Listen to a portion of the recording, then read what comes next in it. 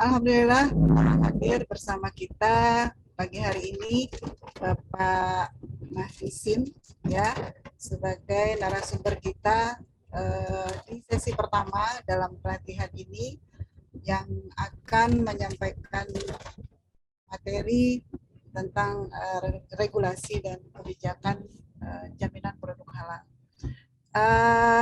Mungkin untuk lebih mengenal lebih dekat beliau, saya perlu menyampaikan sedikit data tentang narasumber kita pagi hari ini. Dilahirkan di Bekasi pada tahun 1979, masih muda ya. Beliau tinggal di Jakarta Timur dan beliau adalah ahlinya ya, sebagai ahli merancang peraturan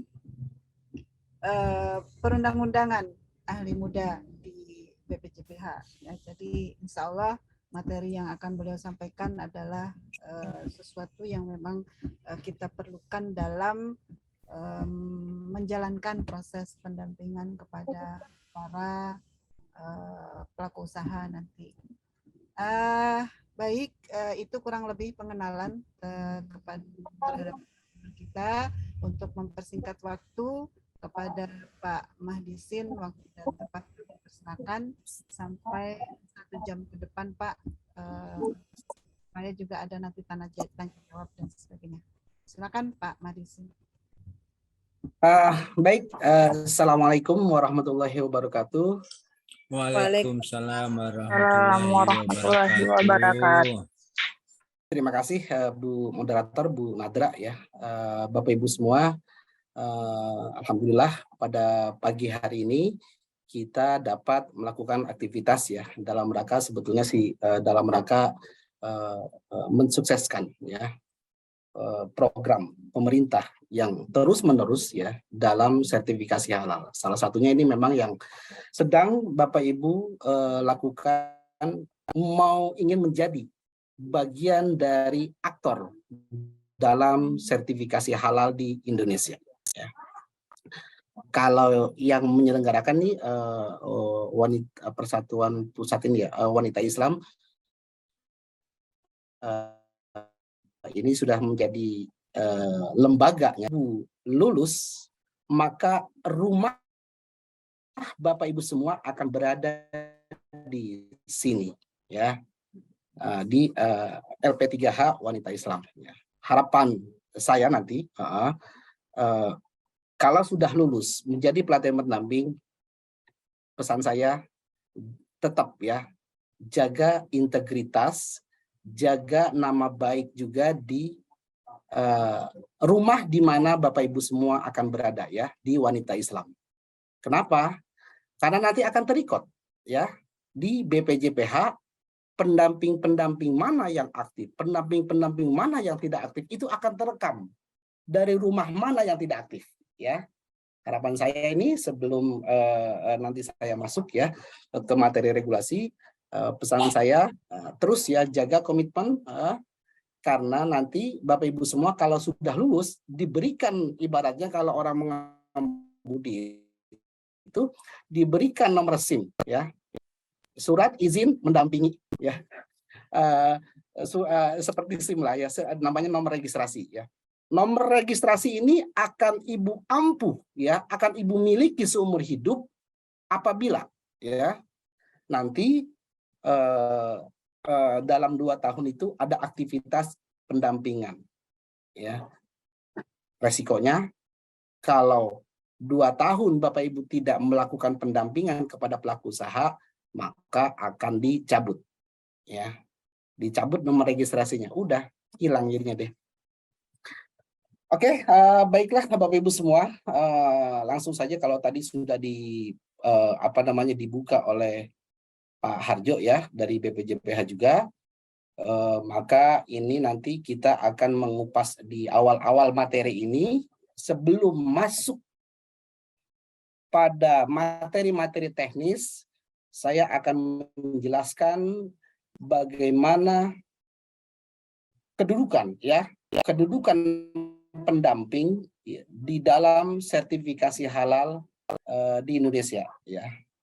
Jangan pernah takut, ya. Maksudnya membuat pede diri, ya, bahwa pendamping PPH itu dinaungi oleh undang-undang, dinaungi oleh peraturan pemerintah, dinaungi oleh peraturan Menteri Agama.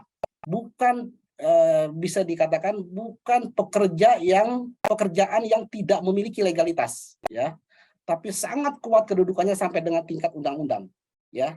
Kalau hierarki peraturan perundang-undangan, setelah Undang-Undang UUD 145 adalah undang-undang. Nah, keberadaan Bapak Ibu semua itu ada di situ, ya. Kuat, ya, makin pede. Baik, saya mulai share screen, ya, nanti. Jelas nggak suara saya? Jelas, Pak. Jelas, Pak. Jelas, ya. Jelas, Pak. Jelas. Jelas. Jelas nanti ngerinya. Pak. Iya, jelas, Pak.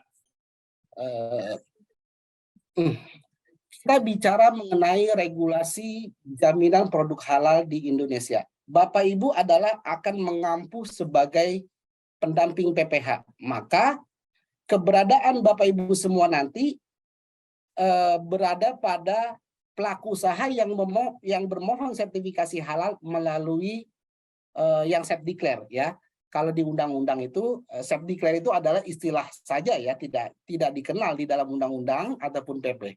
Kalau bahasa di undang-undangnya itu adalah sertifikasi halal yang didasarkan atas pernyataan halal pelaku usaha menengah mikro, ya. Bapak Ibu semua akan berada di sini. Tidak berada pada menengah dan besar. Kalau menengah dan besar namanya bukan pendamping PPH, ya. Kalau menengah usaha besar yang turun ke pelaku usaha namanya adalah auditor halal, ya. Kalau Bapak Ibu pendamping PPH ini berada pada UMK, ya, yang self declare. Baik, bicara mengenai sertifikasi halal di Indonesia, ya, setelah adanya Undang-Undang Nomor 33 tahun 2014, ya, ada Undang-Undang Cipta Kerja, ditambah yang terbaru adalah Perpu 2, ya, Perpu 2 tahun 2022. Maka kita lihat di mana komitmen bangsa, ya, dari mulai tingkat presiden sampai dengan di bawahnya menteri, di bawahnya lagi adalah kepala BPJPH. Kita lihat statementnya, ya. Di tingkat 1, ya, presiden mengatakan bahwa, ya, statementnya itu kurang lebih bahwa Indonesia sebagai masyarakat muslim terbesar di dunia, kita memiliki potensi besar, ya, sebagai pusat industri halal di dunia, ya. Dengan potensi besar ini Indonesia menjadi pusat industri halal, harapan presiden, ya, sejak 2021, ya, sudah mulai dilakukan digitalisasi permohonan sertifikasi halal. Targetnya adalah 2024 kita bisa menjadi nomor 1 di dunia. Untuk mendukung, ya, keinginan presiden, maka menteri di tingkat di bawahnya, ya, itu memiliki komitmen kita akan membangun kerjasama produk halal di tingkat global, ya. Maka dengan kerjasama di tingkat global kita harapkan produk-produk kita yang keluar, ya, itu bisa menjadi panutan di dunia internasional, maka mewujudkan halal Indonesia untuk masyarakat dunia. Harapan kita seluruh produk-produk ekspor yang ada di Indonesia dibawa ke luar negeri, ya, itu sudah terlabelkan halal sehingga bisa kita katakan halal Indonesia untuk masyarakat dunia. Itu, ya, ibaratnya target mendukung statementnya presiden. Di bawah Pak Menteri, Kepala BPJPH, bagaimana 2 ini bisa tercapai, ya, sekaligus, ya, itu di statementnya Pak Kepala Badan ini bukan hanya untuk mendukung yang di luar, tapi mendukung juga yang di dalam. Kita membangun digitalisasi dan integrasi sistem layanan jaminan produk halal, ya. Kita lihat sekarang ini Seluruh permohonan sertifikasi halal tidak ada istilahnya, katakanlah ya Bapak Ibu berteman dengan saya punya ya, kemudian ayo dong tolong dong sertifikasi halal, sedekat apapun ya dengan seluruh orang BPJPH tidak akan mungkin bisa by dokumen manual. Permohonan sertifikasi halal itu wajib digitalisasi, tidak ada lagi ibaratnya pertemanan kenal ini lebih cepat kenal ini enggak ada ya, karena dilakukan walaupun datang ke BPJPH tetap melalui digitalisasi. Ini yang sudah diwujudkan oleh BPJPH. Yang kedua, ya, memberikan kemudahan dengan biayanya murah, ya. Biaya murah dan waktu lebih singkat bagi pelaku usaha. Kira-kira ini item-item yang di tingkat teknis, pejabat teknis, kepala BPJPH, ya, ini membangun sistem ini, ya. Baik, ya. 3 ungkapan besar harapan pemerintah ya di dalam sertifikasi halal sudah saya ungkapkan. Bagaimana bisa mewujudkan itu? Ya, sekarang kita kupas dulu norma-norma yang ada. Kenapa statement-statement tadi bisa terjadi sampai dari mulai presiden sampai dengan kepala BPJPH? Sudah tertanam di dalam undang-undang bahwa produk yang masuk beredar dan diperdagangkan di wilayah Indonesia wajib bersertifikat halal. Ya. Tapi nanti jangan lantas Bapak Ibu semua sudah menjadi pendamping BPH mengklaim nih produk yang semua produk yang masuk. Di dalam ya yang masuk beredar dan diperdagangkan, kita lihat di samping di sini ya. Produk itu ada 2, jangan selamanya diartikan dalam bentuk barang, ya, bukan selama-lamanya diartikan dalam barang. Produk yang dimaksud di dalam undang-undang ini, yang termasuk dalam kategori wajib bersertifikat halal adalah ada bentuk barang, ada bentuk jasa. Barang-barang apa saja yang terkena kewajiban sertifikasi halal? Kalau di dalam slide ini sebelah sini ya, sebelah pinggir mana nih? Pinggir kanan ya, itu lihat barang adalah makanan, minuman, obat, kosmetik, produk kimiawi, produk biologi, produk rekayasa genetik ya, dan barang gunaan. Inilah barang-barang yang menurut undang-undang yang terkena kewajiban sertifikasi halal. Maka pertanyaannya nanti pernyataannya adalah tinggal lihat di kanan kiri kita barang ini termasuk tidak terkena kewajiban sertifikat halal. Lihat rumus ini ya. Yang kedua adalah produk dalam bentuk jasa. Jasa juga sama terkena kewajiban sertifikasi halal ya. Jasa apa saja yang terkena kewajiban sertifikasi halal ya adalah jasa-jasa ini ya. Penyembelihan, pengolahan, penyimpanan, pengemasan, pendistribusian, penjualan, penyajian. Jasa yang terkait dengan tadi ya, dengan barang itu. Itu yang terkena kewajiban sertifikasi halal dalam bentuk jasa. Ya. Baik, nah kewajiban sertifikasi halal di Indonesia ini bahwa di dalam peraturan pemerintah itu sudah masuk habis masanya, masa toleransi ya namanya, bisa jadi kita katakan. Masa toleransi pertama itu sudah habis di 17 Oktober 2024, tahun depan. Bagaimana kalau tahun depan, samping kanan kiri kita, ada pelaku usaha yang belum memiliki sertifikat halal. Ya, maka mulai pemerintah memberikan sanksi, ya, penegakan sanksi. Seperti apa sih sanksinya? Bisa dari peringatan tertulis dulu, ya, sampai dengan nanti pada penarikan barang dari peredaran, ya. Kira-kira itu yang akan terjadi nanti ya tahun depan. Nah, kemudian terkait kewajiban sertifikasi halal ini ada nanti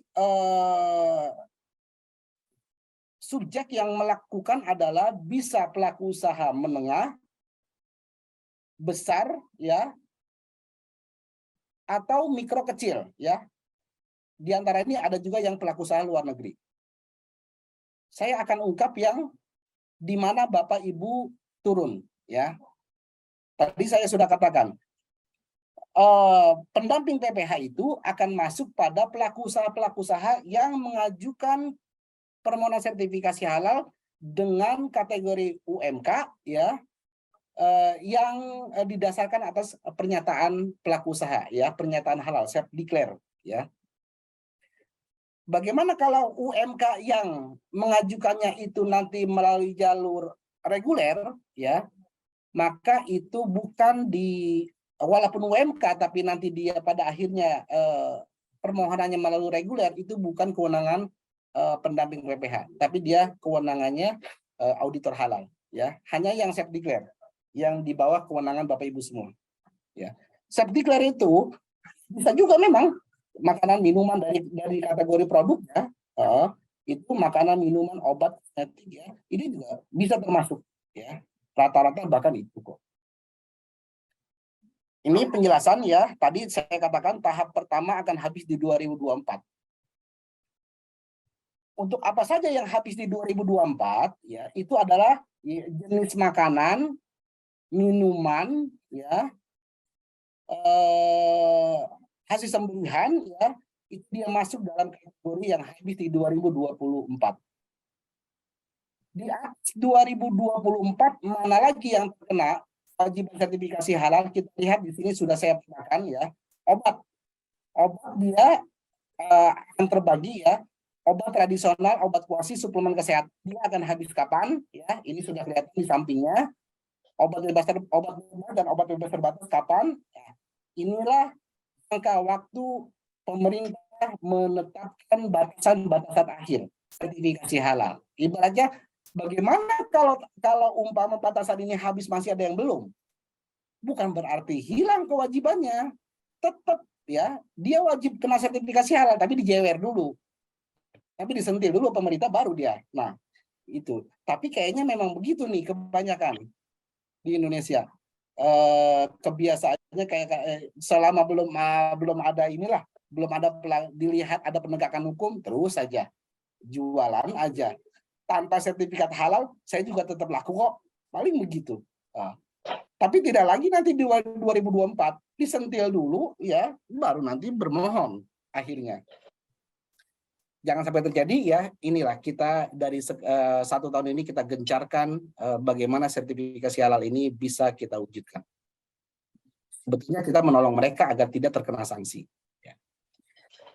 Kemudian, ya, ini adalah pemerintah menyusun kebijakan-kebijakan terkait jaminan produk halal. Kita lihat apa saja bentuk undang-undang, ya.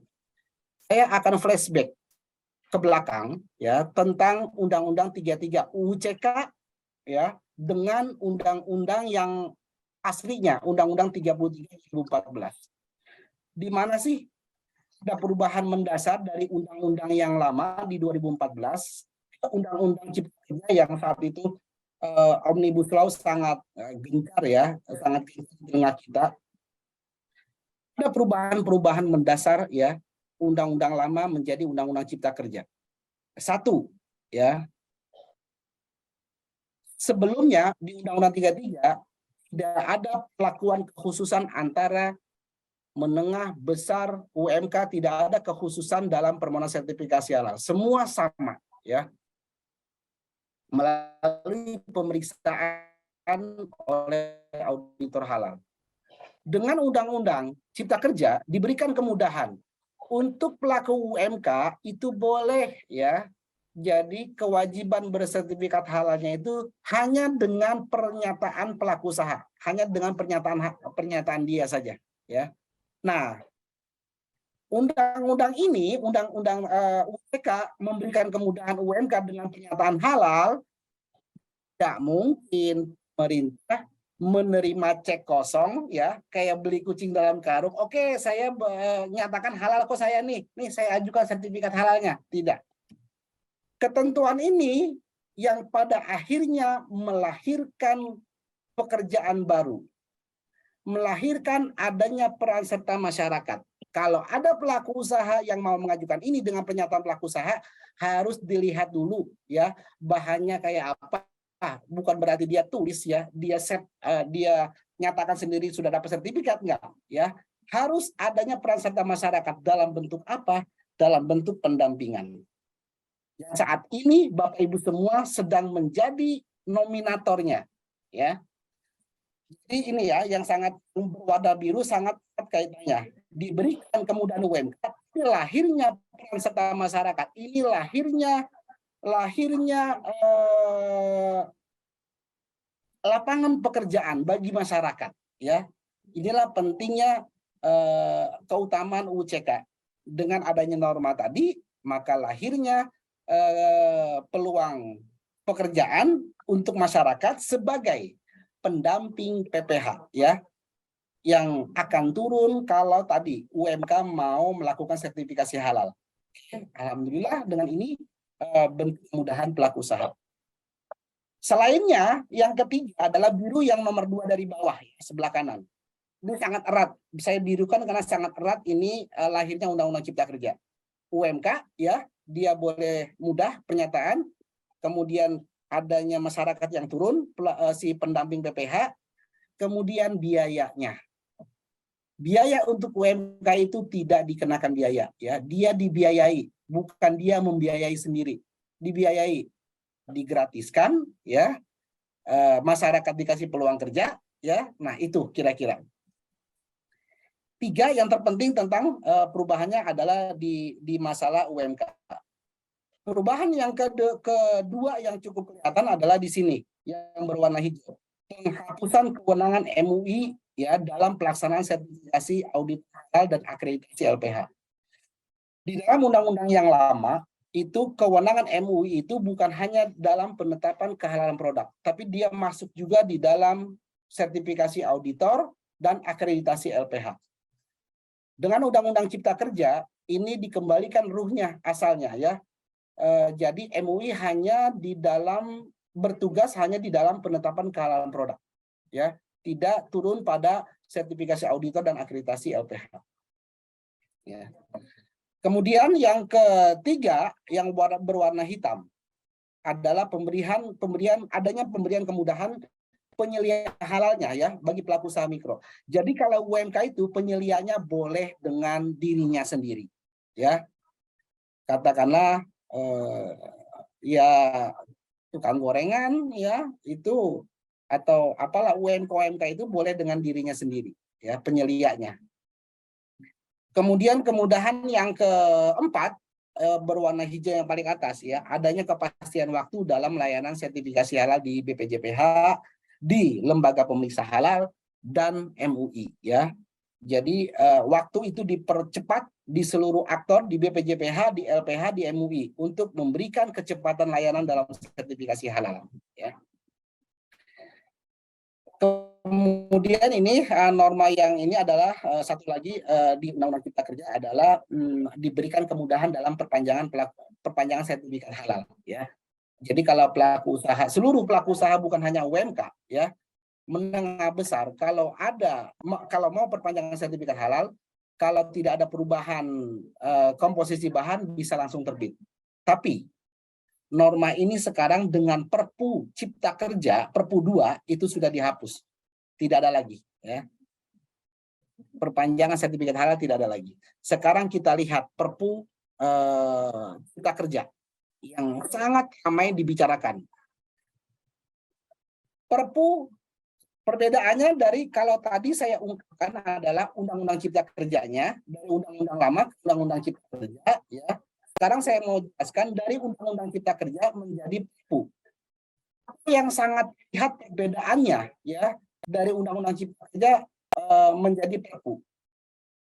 Saya perlu ungkapkan, ya, di dalam Perpu 2 itu begitu banyak undang-undang di seluruh kementerian lembaga yang tercantum di situ, tapi yang diizinkan diubah substansinya, ya, itu hanya ada kurang lebih ada 5, ya, ada 5 kementerian yang boleh mengubah substansi Undang-Undang Cipta Kerja. Salah satunya adalah halal, ya, jaminan produk halal dia boleh diubah isinya. Setelah ditetapkan apa yang diubah dari Undang-Undang Cipta Kerja menjadi Perpu dalam sertifikasi halal, kita lihat di sini. 1, tentang sertifikasi halal yang reguler. Ini yang UMK ya, atau menengah besar luar negeri. Apa yang berubah di dalam sertifikasi halal reguler melalui PU 2? Perluasan penetapan halal produk. Kalau sebelumnya hanya MUI ya, MUI pusat, maka di dalam Perpu 2 ini selain MUI ada juga MUI provinsi, MUI kabupaten kota ya, MPU Aceh. Ya, itu yang pertama, perluasan MUI-nya ya. Boleh difatwakan oleh MUI provinsi dan kabupaten kota. Kemudian yang kedua adalah mengenai perpindahan. Jadi gini, di dalam yang satu tadi, nomor 1 tadi, penetapan kalam produk itu MUI itu diberikan waktu 3 hari. Ya, 3 hari harus selesai. Kalau tidak selesai, nah ini jawabannya di Perpu 2. Kalau tidak selesai oleh MUI dalam jangka 3 hari, maka dia akan berpindah kewenangannya menjadi penetapan kehalalannya dilakukan oleh komite. Ya, adanya komite fatwa produk halal di dalam penetapan kehalalan produk untuk yang reguler. Ya, nah dia juga sama. Hal yang baru di sini adalah komite bukan berarti tidak bisa semau maunya, dia juga diberikan waktu 2 hari. Ya, jadi kalau di MUI 3 hari, kalau nggak selesai, secara otomatis dia berpindah ke komite, komite juga sama, diberikan waktu 2 hari kerja, harus selesai. Yang kedua, perubahan yang mendasar di dalam Perpu 2 ini terkait halal ya, adalah yang saya declare tadi ya, dengan pernyataan halal.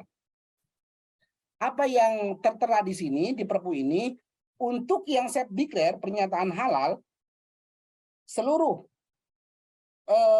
penetapan kehalalan produknya itu dilakukan oleh komite. Tidak lagi dilakukan oleh MUI ya. Sekarang semuanya kalau untuk yang saya declare ya, itu penetapan KH-nya, penetapan kehalalan produknya itu dilakukan oleh komite. Jadi MUI hanya turun untuk yang tadi ya, menengah besar ya, UMK yang reguler sama yang luar negeri ya. Kemudian sama dikasih juga waktu untuk komite fatwa, dia bisa turun 2 komite fatwa. 1 di reguler dia bisa memfatwakan kalau MUI melampaui batas, yang kedua adalah untuk yang di set declare ya, dia juga full, bahkan dia full oleh komite fatwa. Dia waktunya hanya sehari, diberikan waktu untuk menetapkan kehalalan produknya. Ya. Ini ya perubahan yang kedua di Perpu 2 ya. Perubahan yang ketiga yang terlihat adalah tadi yang saya sudah ulang-ulang ya, adanya komite fatwa produk halal. Kalau sebelumnya tidak ada, hanya MUI ya.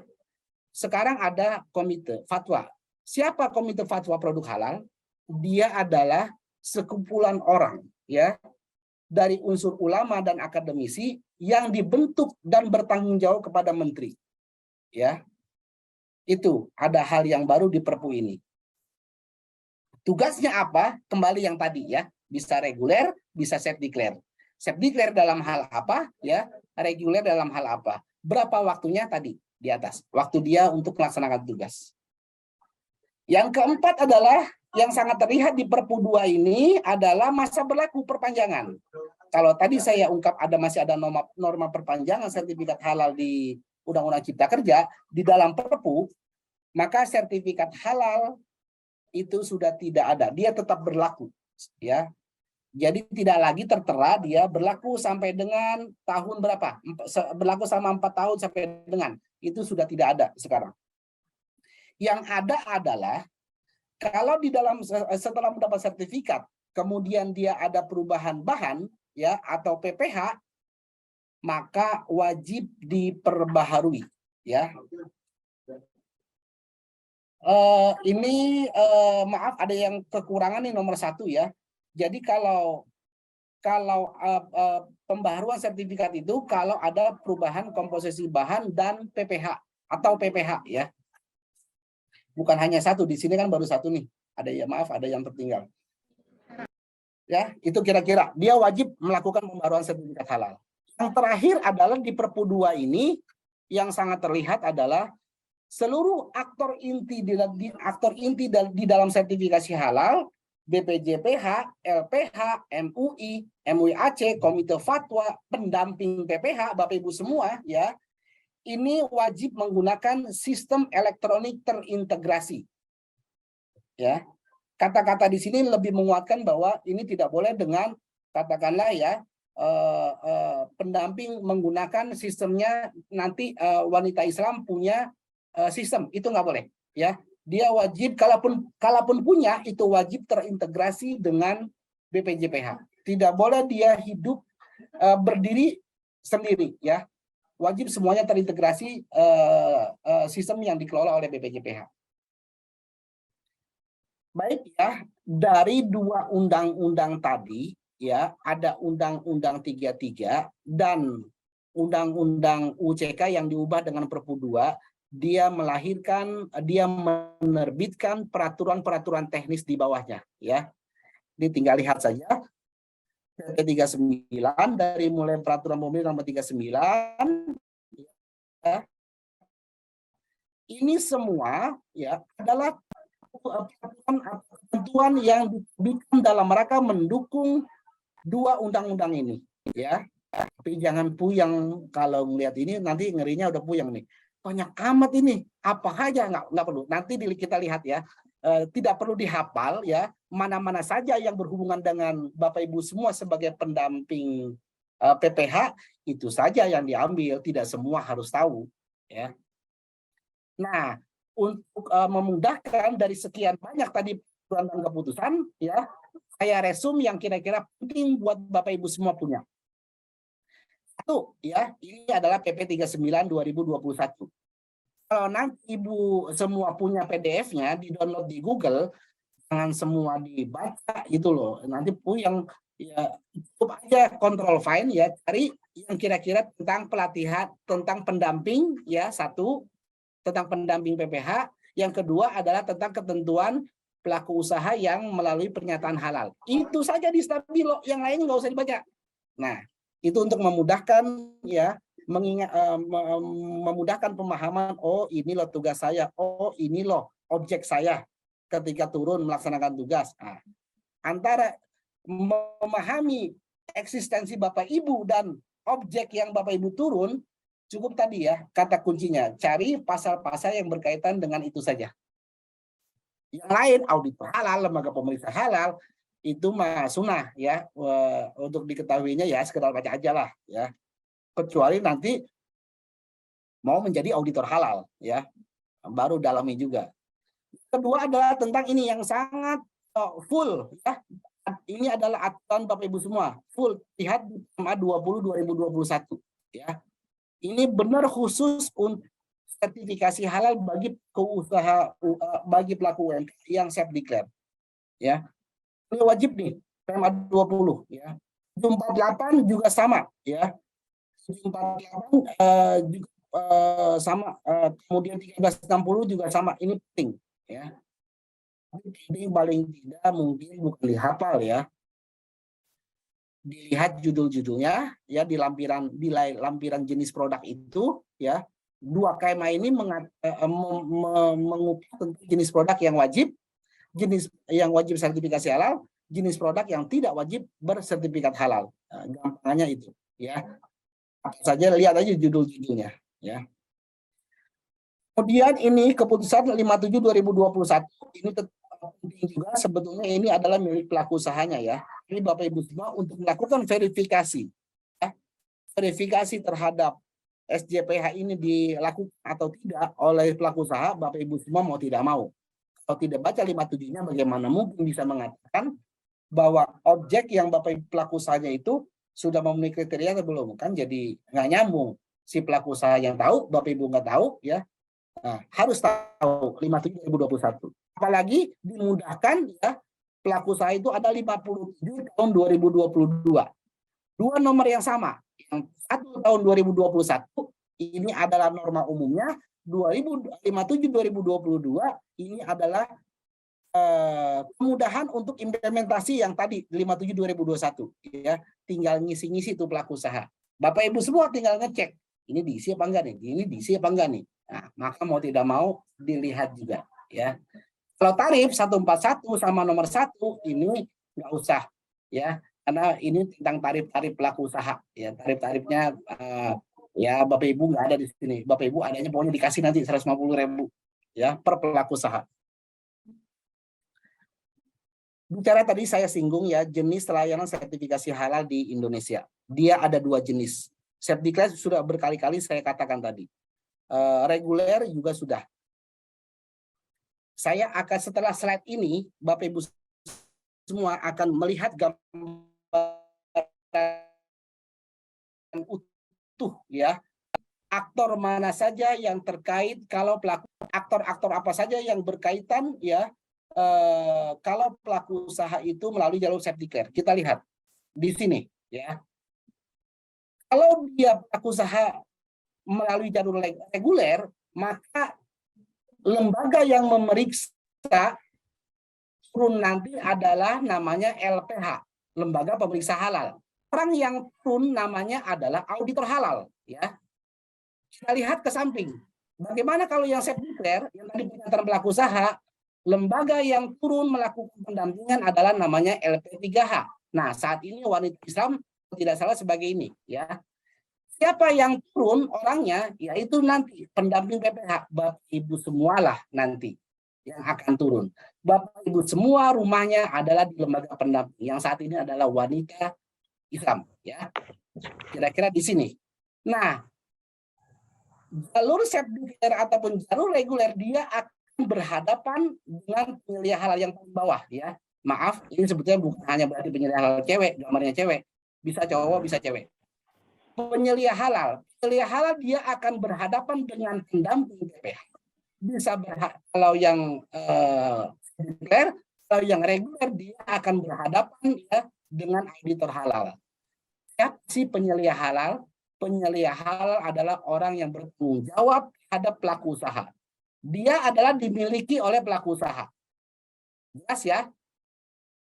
Auditor, penyelia, pendamping. Pendamping rumahnya LP3H, audit rumahnya ada LPH, penyelia adalah rumahnya di pelaku usaha. Ya. Ada di samping sini adalah lembaga pelatihan. Lembaga pelatihan ini adalah lembaga yang membentuk 2, audit dan penyelia. Ya. Ini ada masing-masing syaratnya nih. Pendamping apa syaratnya, penyelia apa syaratnya, auditor apa syaratnya, ini ada. Termasuk rumahnya juga apa persyaratannya ada. Ini nggak perlu tahu lah ya. Nanti akhirnya itu yang mau menjadi itu aja yang tahu ya. Nah, inilah aktor-aktor inti di dalam sertifikasi halal ya. Bedanya penyelia tadi saya katakan ya. Kalau untuk UMK penyelianya ini, kalau untuk UMK yang penyelianya ini boleh dengan dirinya sendiri. Jadi dia merangkap, usaha merangkap sebagai penyelia. Bukan berarti begini ya, bukan berarti menafikan persyaratan penyelia. Kalau pelaku usahanya itu adalah non-muslim, dia tidak boleh ganda sebagai penyelia, tidak boleh. Karena untuk menjadi penyelia itu harus Islam ya. Nah, ini untuk jawaban bagaimana pelaku UMK-nya non-muslim ya, dia nggak bisa menjadi penyelia.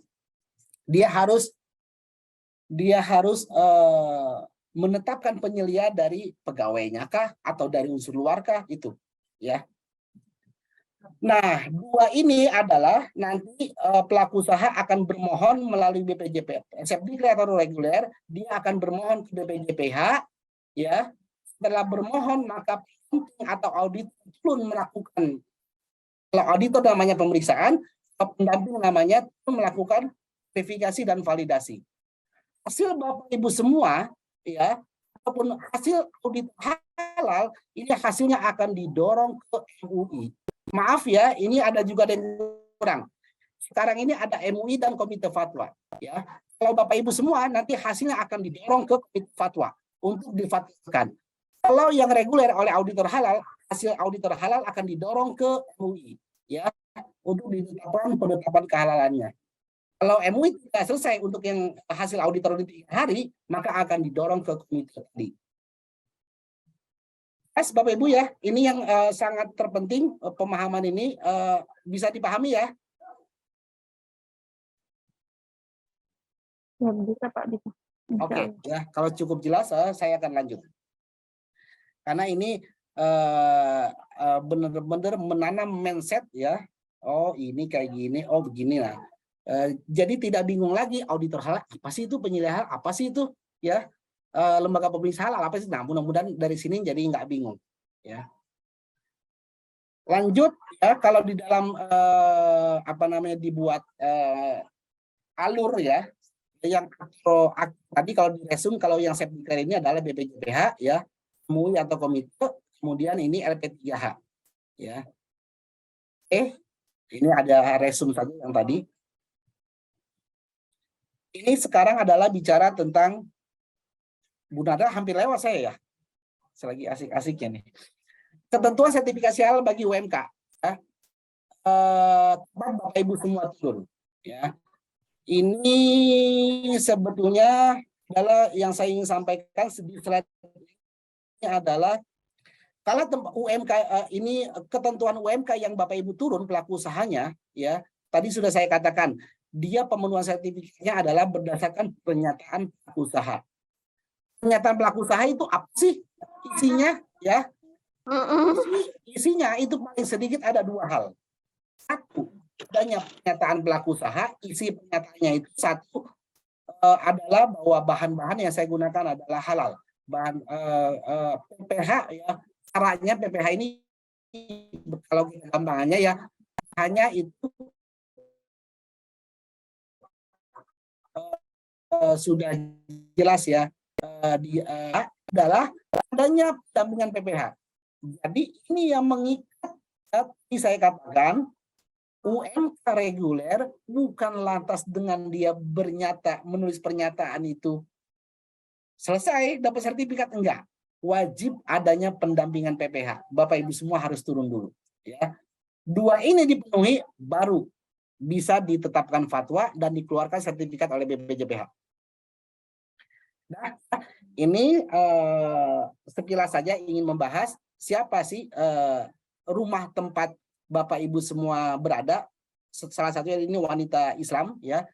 Dia adalah organisasi atau organisasi kemasyarakatan Islam, lembaga keagamaan Islam ya, perguruan tinggi. Tiga unsur inilah yang bisa menjadi lembaga pendamping ya, sebagai rumahnya pendamping. Ini yang boleh ya. Kemudian sekarang saya mau kupas Bapak Ibu semua, apa sih itu pendamping ya? Pendamping adalah memenuhi persyaratan ya. 1, Islam, 2, WNI ya. Kemudian 3, memiliki wawasan luas. Untuk memiliki wawasan luas dan memahami syariat mengenai kalangan produk, ini dibuktikan dengan lulusnya Bapak Ibu semua di dalam pelatihan ini. Ya, endingnya adalah sertifikat pelatihan. Ya, 3 ini dipenuhi, jadilah Bapak Ibu semua sebagai pendamping.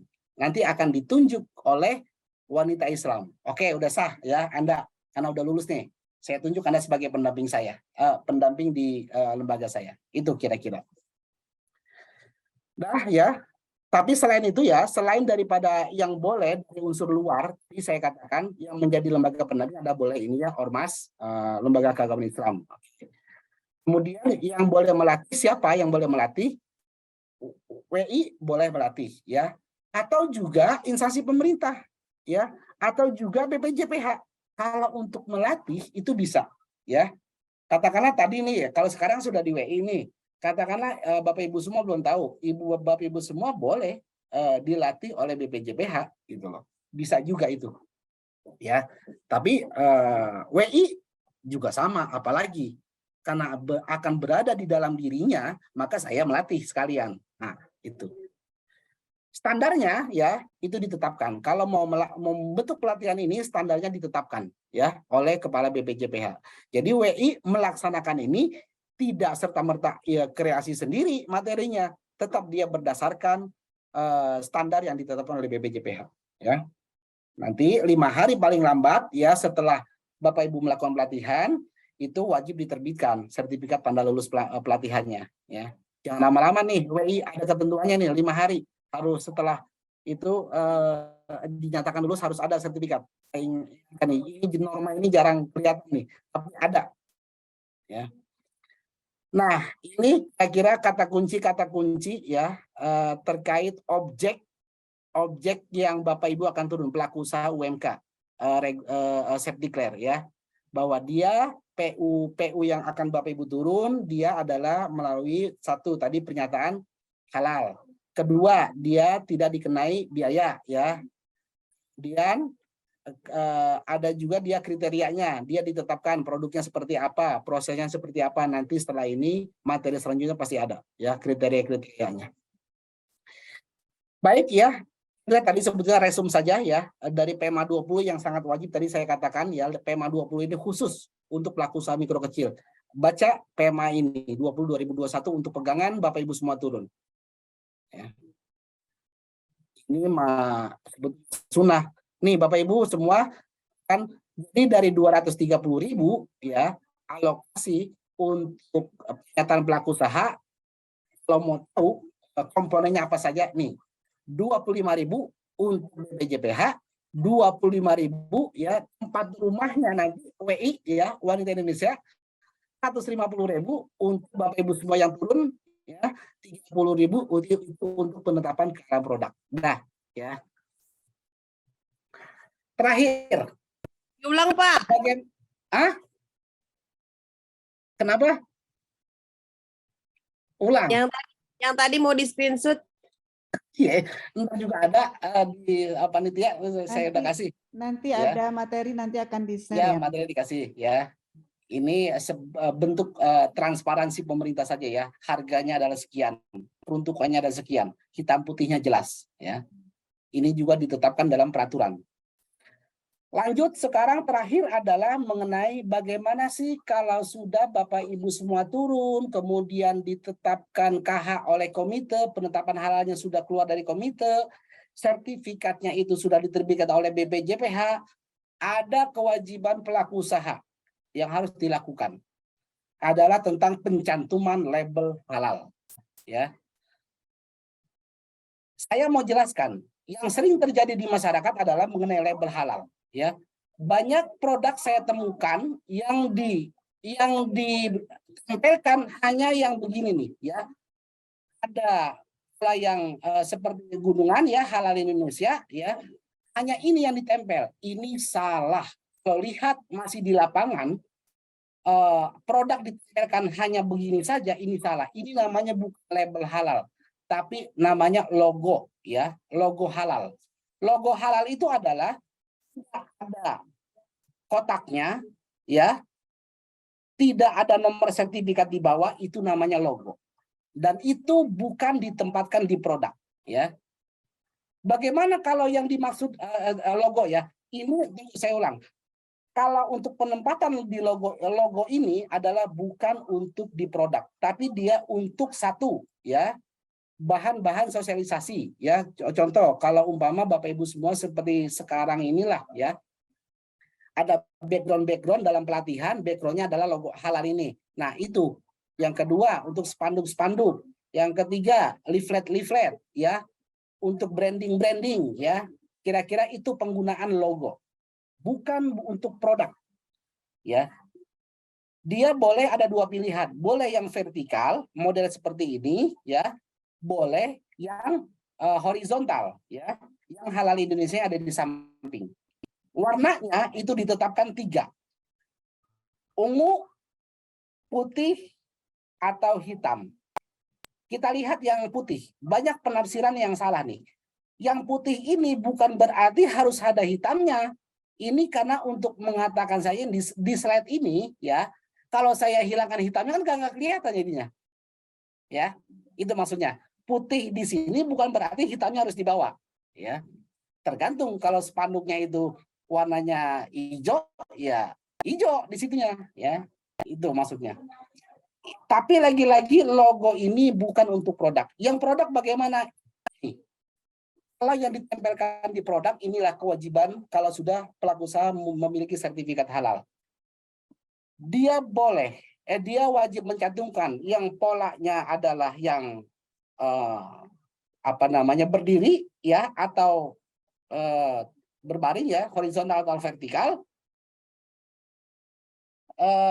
Bedanya adalah untuk label di produk itu adalah satu, ada garis ya. Kedua, di bawah halal Indonesia ini ada nomor sertifikat halalnya. Silahkan boleh yang berdiri atau yang di samping sebelah sini ya, itu yang pola memanjang ya. Boleh warna tetap sama ya, hitam, ungu, putih ya. Ini yang berwarna hijau dan hitam ya, ini bukan, lagi-lagi sama saya katakan, itu mengikuti saja kemasannya warnanya apa ya, itu. Nah, ini sebetulnya hanya begini ya, yang terakhir ini. Sebetulnya hanya QR code. Saya sangat pesan banget ke Bapak Ibu semua, ini mohon bisa disosialisasikan ke masyarakat siapapun ya. Kalau ini barcode ini di-scan, di dalamnya akan semua terlihat bagaimana pelaku usaha cara mendaftarkan sertifikat halal melalui jalur reguler atau self declare ya. Kemudian bagaimana sih persyaratannya ya, itu ada tertera di barcode ini ya. Ini sangat satu pintu untuk semua bisa kebuka di barcode ini ya. Baik, saya kira terima kasih ya. Itu pemaparan sebetulnya terkait regulasi plus label halal ya. Nah, demikian pemaparan di pertama ini, mudah-mudahan fresh, bisa ketanam untuk step materi selanjutnya, itu lebih pada hal-hal teknis. Eksistensi Bapak Ibu semua secara undang-undang sudah saya ungkap. Pedelah ya dalam melaksanakan tugas karena didasarkan oleh undang-undang. Oh ya, satu lagi. Kalau nanti mau turun ya ke lapangan, bagaimana nih saya mulainya mau turun ya? Baru 2 minggu yang lalu Menteri Agama mengeluarkan surat instruksi menteri dan surat edaran menteri. Instruksi menteri itu adalah untuk seluruh kantin-kantin sampai dengan tingkat KUA dan kecamatan. Yang kedua adalah surat edaran. Ya, surat edaran tentang sertifikasi halal, kewajiban sertifikasi halal, ya. Itu surat edarannya ke pondok pesantren se-Indonesia. Bawa 2 alat ini ya sebagai juga untuk memudahkan Bapak Ibu semua. Bu, ini ada surat edaran Pak Menteri. Ini ada instruksi Pak Menteri. Bu, mohon ayo saya bantu Bu untuk sertifikasi halalnya. Saya akan dampingi gitu loh. Kira-kira itu, 2 itu ya. Nanti saya kasih ke panitia surat edaran dan instruksi menterinya.